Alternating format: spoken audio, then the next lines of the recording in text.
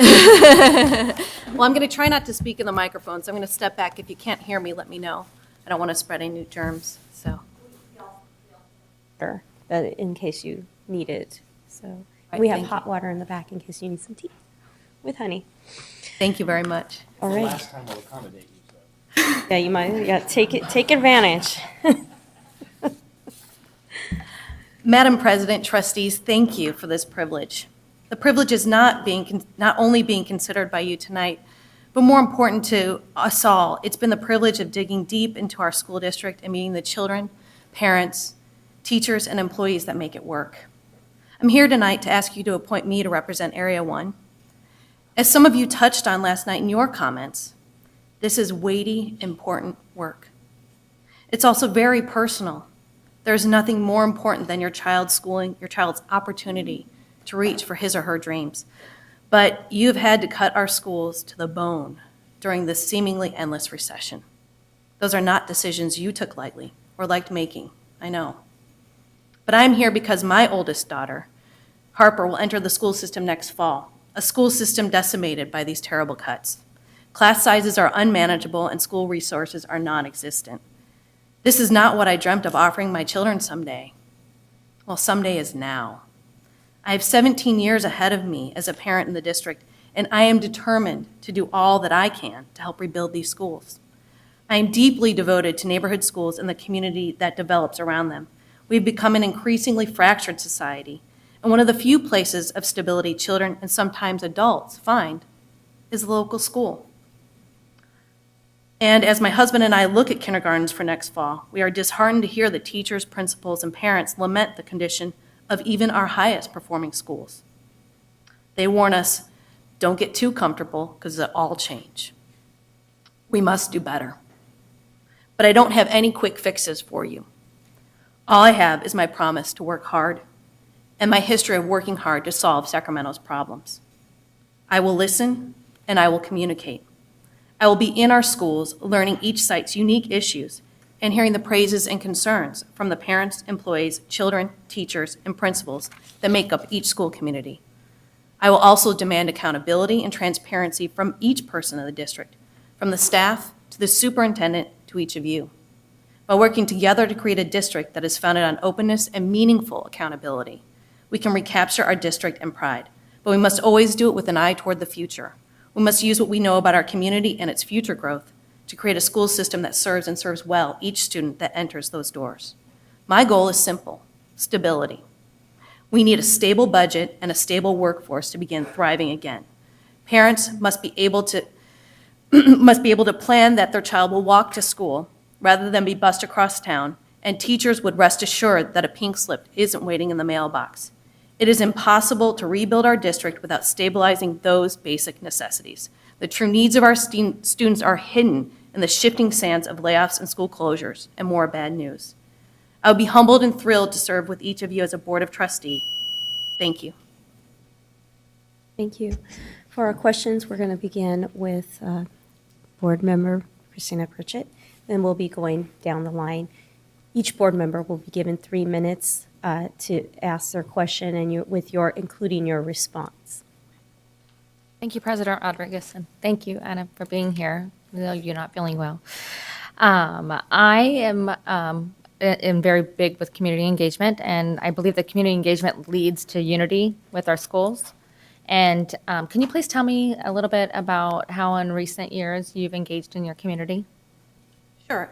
Recently, I've been involved in some arts groups, organizations, raising money for the arts and trying to get more arts to more people through the October Artober initiatives, as well as I do volunteering in the school system. I haven't done as much recently, but I was volunteering at Jed Smith, which is now Latata Floyd, meeting those girls and keeping in touch with them over the years to be involved in that. And I also do a lot of volunteering with cleanup and that sort of thing, and that's how I engage in the community through that. And then through my role in the Planning Commission, I've also used that as an opportunity to go out and actually meet property owners, find out what their concerns are, and bring that back to the Planning Commission to help them understand that we really need to be out in the community more, talking to people about what these planning words mean so that people can make good planning decisions, can make good decisions about Sacramento. If you were chosen to represent Area 1, could you tell me what plans you have to work within your community to represent the school district? Number one would be my lunch hours would be used going to the school sites, meeting the principals, meeting the teachers, finding out what the little issues are so that the big, broader issues that are decided at a policy level can make sense. We need to make these decisions fit what's happening down here. Attending the PTA, attending school site councils, getting to know people, because even though I may be their school board member, until they meet you face to face, they're not going to talk to you and tell you the problems. So I want them to meet me so that they would feel comfortable telling me, these are the problems, call Anna, she's going to help you. I know your school needs more toilet paper, maybe Anna can help you or connect you with a resource to make something happen. So that would be how I do that. Great. And if we ended up with a special election, can you tell me if you would still be in the running for this position? I would have to talk it over with my husband, but his tentative opinion is yes, that he would support me running. It's a lot to take out of a family, as I'm sure you know, but so yes. Well, I have. She answered them fast. Very efficient. All right, next is Board Member Arroyo. I was taking notes. First of all, can you, in your perspective, what is the role of a board member? I think that there are kind of two pieces to that. There is the public face of what the board does, which is the policy decisions, understanding the nitty-gritty of the budget, making good policy decisions to fit that. The role that I like the most, that draws me most to this, is that the community engagement part of it. And it is spending time in the communities, attending events, making sure that students are getting recognized, making sure teachers are getting recognized, principals, that sort of thing, and connecting people with the resources they need, whether it's a people resource or some other resource, so that they're able to do the best they can on their school site. Because these schools are very unique, and I want to make sure that each school is given that sort of energy. Okay. And then to your best or to your perspective, again, describe how our governance model works, just generally, and how you see yourself working within it. Well, my understanding is that the governance model right now is that the board makes the broader decisions and that the superintendent then implements them and reports back. My problem is that sometimes some of the important issues can get missed in the details. And I'm a detail kind of person. And so I'd want to be involved in learning the details behind some of the reports that come in, some of the information that's reported back from the superintendent. And that's part of my hands-on part of what I like to do. And so I would be spending a lot more time trying to get more information about what the implementation of the policy would be. I think that's very important. Good. And then lastly, what do you think are the biggest challenges facing the district, and be as specific as you can? I think the biggest challenge is, right now, I think people are feeling a little bit down about the economy, about our school system. I think getting people back in and engaged, I think getting people who are non-parents engaged as well is going to be an important part of what we do. I think that we need to be spending time making our schools community centers, because we can expand our resources by doing that. And by having people who maybe they don't have children in the district, or they used to, but they can still come back in and be a part and be involved in what we're doing. And then broadening from that, finding broader ways for our schools that are high-performing schools. Maybe some of the parents there can be helping the lower-performing schools. Using our resources in different ways, I think, is going to be an important way that I would approach this within Trustee Area 1. And I think there's a lot that we can do there to improve the schools without dollars. I do think that there is some issue in Area 1 with regard to the use of dollars, and that's going to need to be looked at, about what we can do to make sure that all the schools have the copy paper, the toilet paper, whatever they need to get through the year. And so I'd want to focus on making sure that those issues are being addressed specifically within Trustee Area 1. And I think that you were very close to the 3 minutes. I don't know. I mean, I think it started late, so I think I will forfeit the rest of the time. Thank you. Vice President Cunha. Thank you. Good evening. Sorry you're sick. What do you think about teacher evaluations and the use of test scores therein? I think that using test scores solely as the only way to evaluate a teacher is the wrong way to go. I think that you have, in a district that has a transient population, that has children that have special needs, that have a lot of different factors that go into the test score, you have a lot of input going into the test score. Maybe the result isn't as great as we want, but we want to see improvement. So I think we need to look at what the teacher is doing, and I think that we all expect that in the jobs that we do, that somebody's actually paying attention to what we're doing, how hard we're working, whether we're putting the effort in and the thought into what we're doing. And that should be rewarded as well as seeing test scores go up. We have to have test scores as part of that, but I don't think it should be the only way that we look at our teachers. They're far more than that. And what do you think the board's role is in raising achievement levels for the district? I think that it has to be a priority for the board. It's one thing to set policy and say, you know, we need to see achievement rise. I think we need to start looking at what's going on in the schools that aren't high achieving. So we've been giving them extra money, or we've been making them priority schools. Is that working? Have we given enough time to make sure that it's working? And I think the board has to have a very hands-on approach to that. We're the ones that are talking to the parents, the teachers, the people who may be falling out or not getting the sources that they need in these schools. We have to make sure that the achievement gap is closed, and that all our students are excelling. I guess related to that, what's your sense of the current levels of achievement in the district? I think that there are some schools that are improving, and I think we need to do better. I think that we have the ability to have more of our students either tracking into college or into careers out of high school, and I think we need to be doing a better job of that. The fact that our scores have been rising so dramatically in some schools shows us that there is room for improvement. What's your thoughts on the district's inability to get Race to the Top funds? I think we need to work around that. So on the one hand, it would be very nice to have that money, the Race to the Top funds, but on the other hand, it comes with strings. So if we're not going to be able to meet the needs, and we decide as a policy that that's not the way to go, then we need to get creative about how we're going to either find the funding, or if the funding's not there, how we're going to find the resources that we need, the physical resources we need to fill that gap, either through donations or whatever the case might be. But there are ways to do it. Thank you very much. Thank you. My turn. So, I'm going to come to you as a parent, from the parent perspective, somebody who has been on the board for 4 years. So, oftentimes you walk into your child's school, and right away the initial reaction is, the board member is here, and there's like a little fright. And so, how would you ensure that your children do not get preferential treatment at a school site because you're a board member? Wow, I've never thought of that question. Growing up the family I did, my mother served on boards when I was growing up, and she made very clear that her work on the boards had nothing to do with what we did. In fact, we didn't know a whole lot about it. And now that she's deceased, I've gone back and actually gotten the minutes from those board meetings.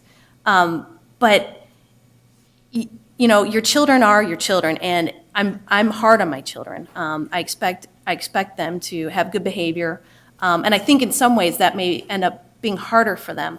My husband's a very good tempering force, though, and we want our children to excel. And you can't build a child who's going to excel in life if they think that they can rely on, my parents did this or my uncle did that or whatever the case might be. And so instilling that value in your children, that this has to be about their own work, their own achievement, their own behavior, is an important part of what we do every day. Thank you.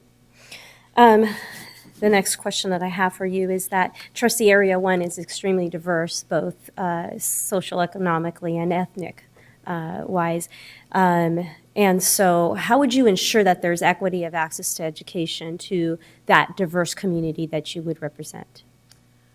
Again, I think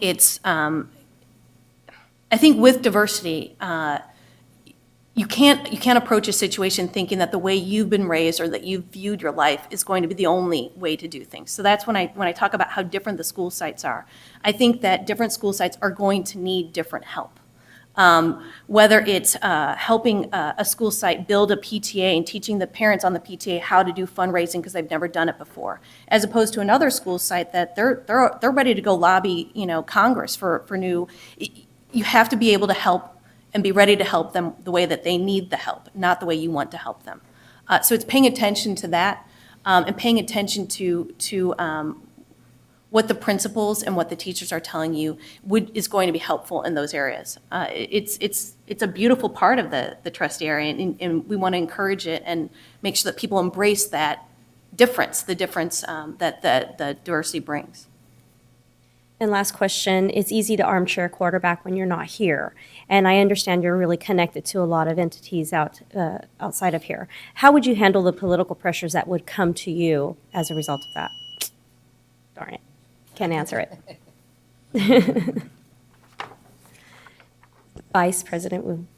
So I'm curious as to your response to that question, President. Thank you for asking the question, President Rodriguez. Ms. Molander, thank you for coming. How would you respond to that last question? I think the way I've always responded to it.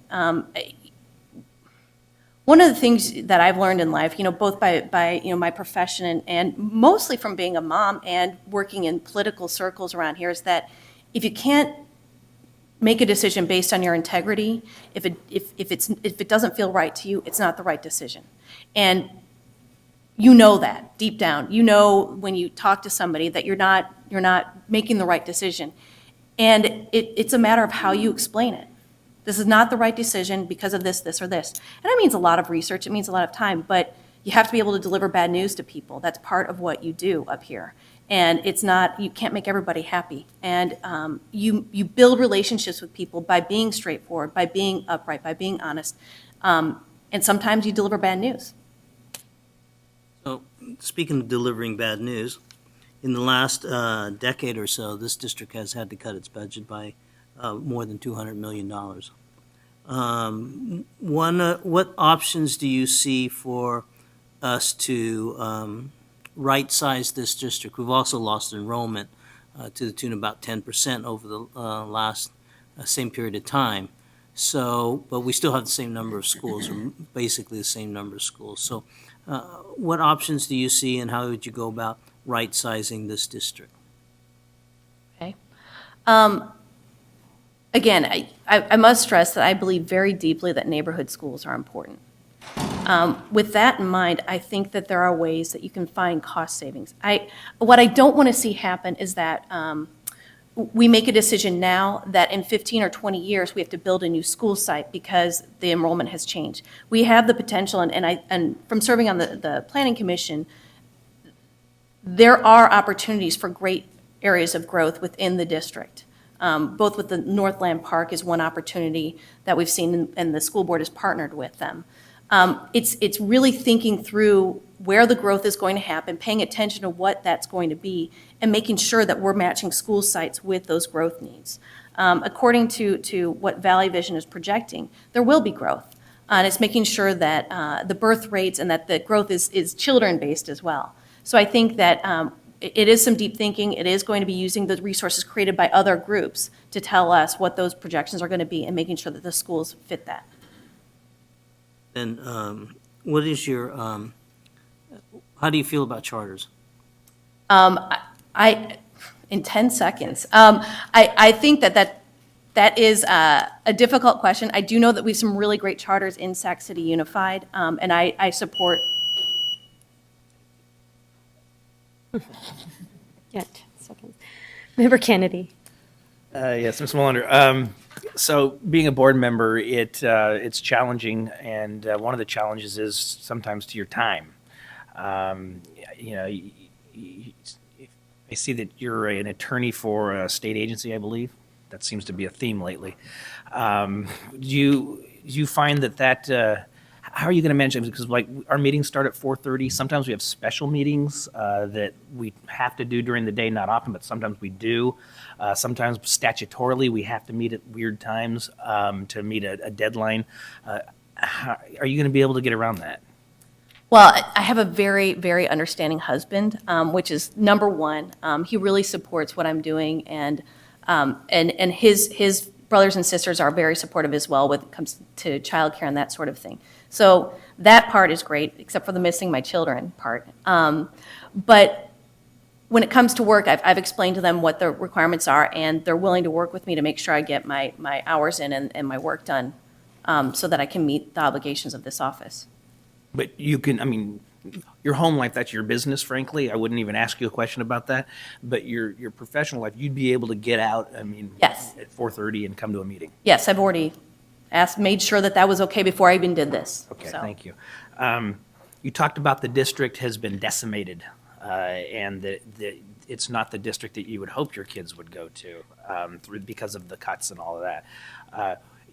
Times get better. What are some of the things that you think that have been critical, that have been cut, that you would want to see brought back?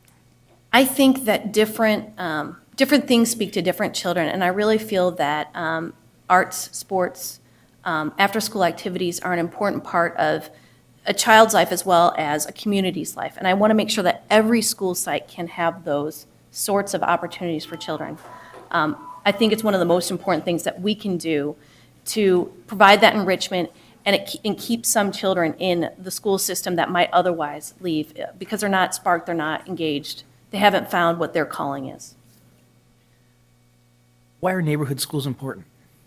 They're important because they bring people together. They bring neighbors outside of their houses. They bring people who don't have children in the schools into the schools because they have activities. They have.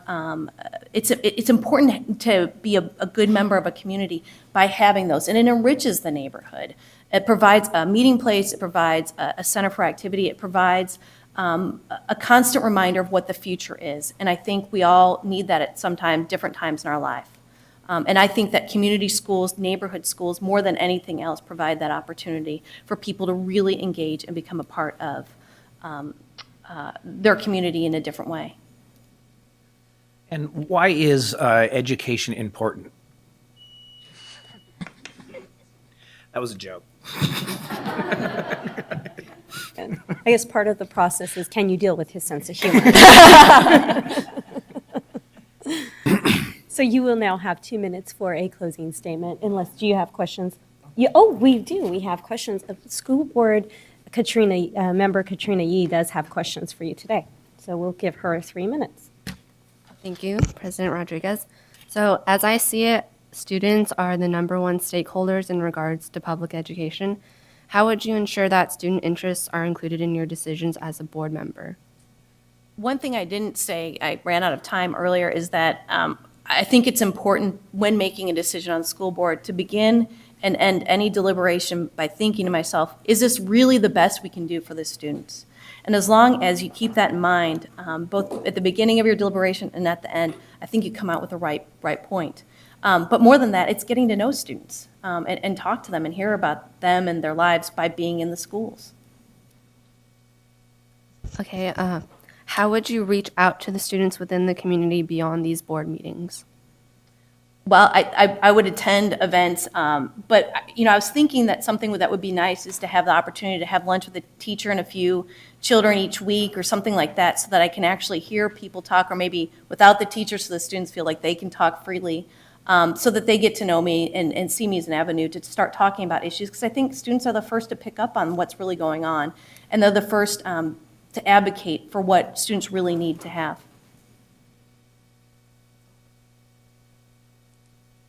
That concludes our student board member questions. Now we will give you 2 minutes for your closing statement. Thank you again for this opportunity to meet you and begin understanding the many difficulties facing our school district. I applied for this appointment because as a parent with a child just about to enter our district, I am determined to see this district pursue excellence and provide an excellent education to all children who enter. And personally, I want Harper and Langston to love learning. The job of trustee is by no means easy. I know that meetings are but a tiny fraction of the real work. Time spent visiting schools, talking with parents, meeting principals and teachers, and working through the difficult budget issues we face is a far greater portion of that time. But we must stem the tide and create a stable school district. It is only through stability that we can truly assess the havoc caused by the budget cuts. We must create supportive work environments for the staff, principals, and teachers, and warm learning spaces for children and parents. I don't have the answers tonight, and I suspect I will never have the answers for every school and every student. But if selected, I intend to meet with all who can help me learn more and understand better each school site in Area 1 and the issues they face. I think we can all see some relief on the horizon as job numbers go up and Proposition 30 money makes it possible to have a smaller deficit. I want to do more than beat back school cuts. I want to help our schools build and rebuild again. Let's stabilize our district so we can celebrate our children once again. Thank you for your consideration. Thank you, Ms. Melander. You may either, if you choose to sit in the audience, you may do so, or you can go home and gonna get go better. home. Thank you. Thank you.